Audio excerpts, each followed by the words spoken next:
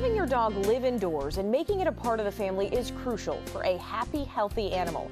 But many people are still not aware of why having outdoor dogs is a bad idea.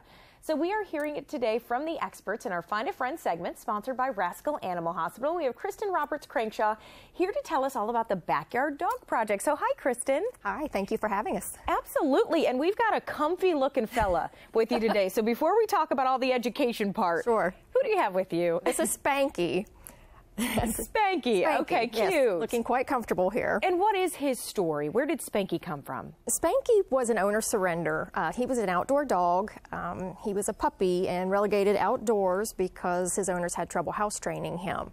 So we went to talk to the owners, and they were willing to give him up. And he's been with us for about 7 months now, and he is looking for an indoor home. He's looking for an indoor home with a nice couch. Let's Absolutely. just add that, because he is loving this.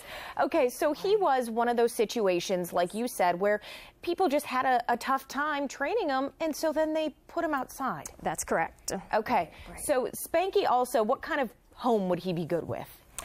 He would be good with an active family. He is a high-energy dog. He's a boxer mix. He's about 1.5 years old. He'd make a great running partner. He gets along with most other dogs as long as they're introduced properly, and gets along well with children. Okay, where can somebody go if they want to adopt him? They can fill out an adoption application on our website, thebackyarddogproject.com. Okay, so now let's go to Backyard Dog Project. What is your mission? What are you trying to accomplish? Well, we're just trying to make life better for outdoor dogs. We serve Clark, Champaign, and Union counties.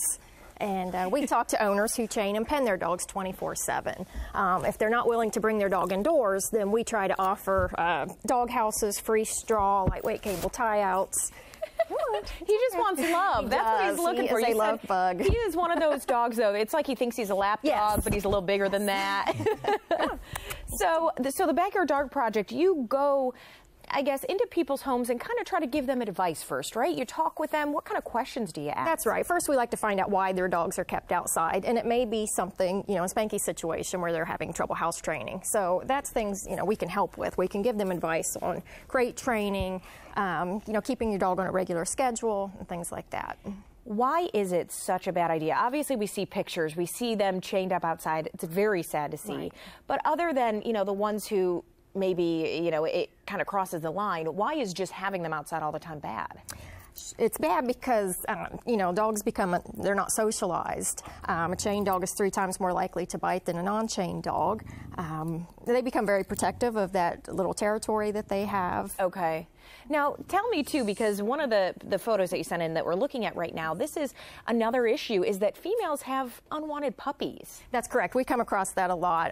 When females are chained, they can't escape the advances of wandering males, and we find females that are they might have their 4th, 5th litter of puppies. So again, we try to offer free spay and neutering services as well for those folks. When you go to a home and you try to give them advice, what kind of tips could you offer somebody for kind of putting them back in the home? Can they just keep them maybe at night? Is there something to kind of transition bringing the dog inside? They can, and very often that's where we start with, because we are in cold weather now. Sometimes we do offer free indoor crates for people to say, at least try to bring them indoors at nighttime. And if you can't convince them of that, you said you give them help. So what kinds of things can you provide somebody at that point? Yes, if they are going to leave their animals outdoors, we try to make sure they have proper shelter. We give out insulated dog houses, free straw. Again, the lightweight cable tie-outs. Very often we see very heavy tow chains on these chained dogs. And let's look at one of the pictures we have, too, because some people surrender dogs to you. So this is Romeo before and then after you got a hold of him. Yes. Romeo, when we found him, he was 13 years old, and he'd been chained in that trash pile for the last 7 years. And he had been attacked by raccoons in the night. And he was one that definitely showed signs of, the bad things that can happen to being chained your whole life. A little aggressive, and, needed a lot of rehab after we got him. Quickly, Kristen, we want to talk about this real quick. Project Woman, you provide care for animals that have an owner who's been domestically abused, right? Right. Just like when we have surrendered dogs, we work strictly with fosters and adopters.